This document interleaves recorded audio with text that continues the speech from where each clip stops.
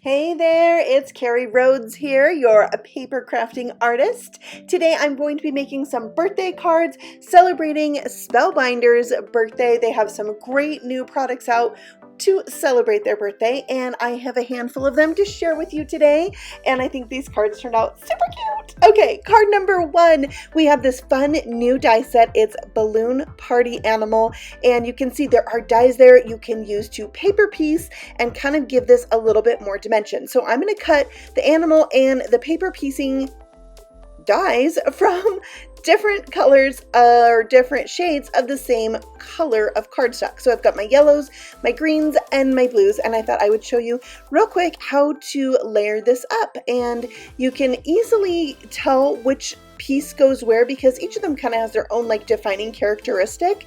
Like the little nose piece, and then the leg piece is in the front is bigger than the one in the back, and all of these have a little bit of etched detail in them, which I think is really special about all the Spellbinders dies. They do that a lot. So I've got 3 colors of balloons for my card, and to stick them on, I'm going to emboss a panel with this hand-drawn Scallops embossing folder.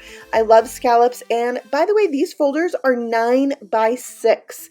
So any card you want to make, you can use this folder, and you can have your scallops going different directions if like you're doing an A2, so I think it's super cool. I have this Glacier cardstock. It's a really light blue. I thought I would kind of jazz it up a little bit, so I'm going to do a few things.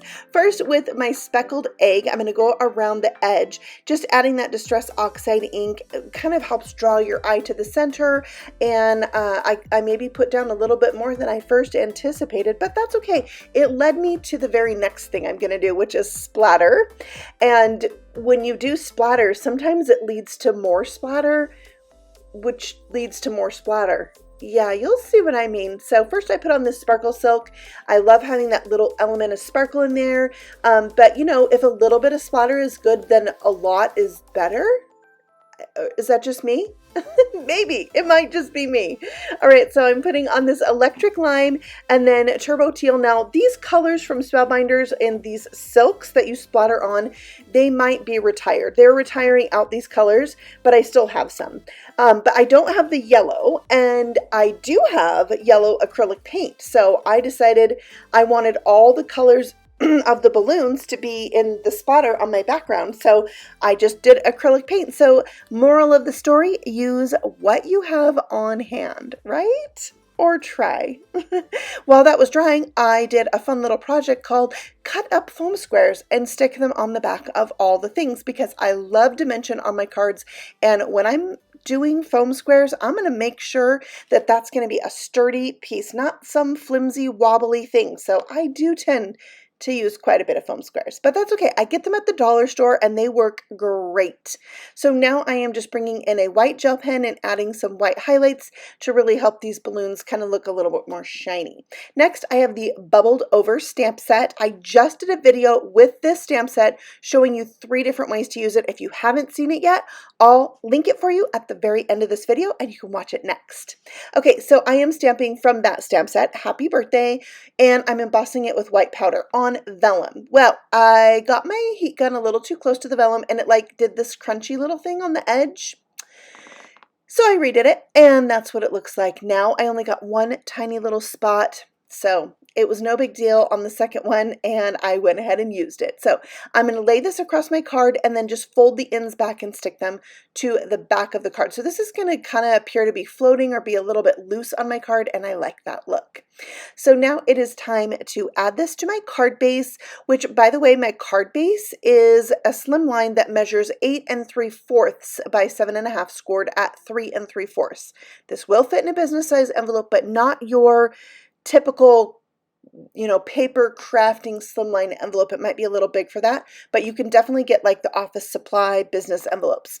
Now I have these teal opalescent sequin confetti bits. They're gorgeous and they're new from the Spellbinders shop. They also have other colors, but I'm going to show you 2 of them today. I think they're so yummy. I love embellishments on my cards. So yeah, I think these really did the trick, and I love the splatter in the background. It just looks like a party, maybe like pinata-ish or, you know, just like confetti in the air. I thought it was really fun. Okay, now let's move on to card number 2. There's some more new products to make this one. First of all is the Stitched Fringe Cake die set. So this is going to cut layers that have fringe and that can be stitched, and it's a cake. Yeah, it's cool. I'm going to cut out the cake stand with this holographic paper. For my cake, I'm going to kind of do a pink ombre look. And here you can see what all 3 of those pieces look like. Now this piece right here is just going to do the stitching lines, which is cool because you can add that stitching to like anywhere on your card, to different die cuts. I love that. Or you can use the coordinating rectangle die and die cut that out. And this one cuts the fringe.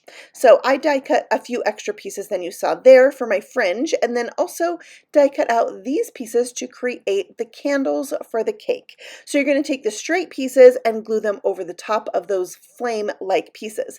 Now the candle is shorter than the flame piece, and I figured that's so you have a little end you can glue to the back of a cake piece, or you can snip it off. All right, I had to show this because, oh my word, I got the string in the needle just like that. Oh my word, I was proud of myself, so I had to show you that. All right, next I'm going to stitch this. I'm doing a little back stitch. So I went up the second hole and went back down the first hole. Then I'm going to go up the next hole and back down the hole in front of it. So just a little back stitch. So this is completely stitched the whole entire way. And I am using some silver thread that I had on hand. It's more like really thin twine. And it is really cool on this card. But, you know, again, use what you have on hand, right? I'm sure you have some embroidery floss and things like that that you could use. So there it is, all stitched up, and then I'm going to flip it over. I'm going to take a little stitch, put my needle through that loop, and tie a knot. And that's how I finished it off. And then I can stick this down to my card and have a little stitched fringed cake piece. It's very cool. All right, so here I'm just showing you, this is actual fringe, so you can kind of rough it up and have it be all ruffly, and I think that's a really fun look.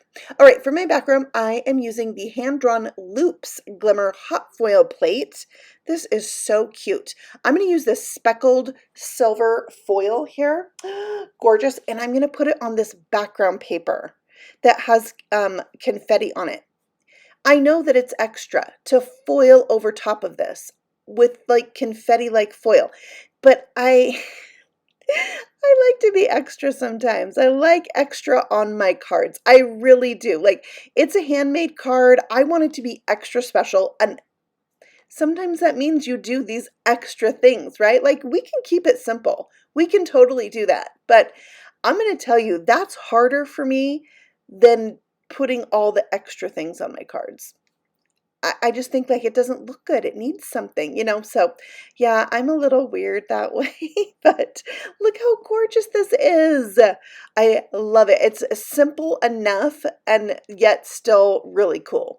So I hinged my plate there and put another piece of foil in, closed my plate on top of that foil, and then you put it face down on your preheated Glimmer hot foil system. Now, if you are new to hot foiling and you're like, what is she doing? I have a ton of Glimmer hot foil videos. I will link that playlist for you at the end of this video as well. So if you want to learn more about Glimmer hot foiling, you can check out those videos. Okay, so I messed up on the bottom half of my foil. I forgot to put it face down on the Glimmer hot foil system. If that happens to you, it's going to look yucky. Okay, just not great. And it's going to be like pressed into the paper. So I decided, well, my cake needs something to sit upon. So I brought out this glittered fun foam that Spellbinders has out now in some gorgeous colors, I might add. I love this color right here. And that's going to be like the little tabletop that my cake's going to sit on. Now for the cake slices that are just solid, plain, they're not stitched, they're not fringed, and the cake stand, I am sticking on an extra piece to the back to make them thicker. And I realized one extra piece wasn't quite enough. So I, in reality, put another piece. So this is like 3 layers thick.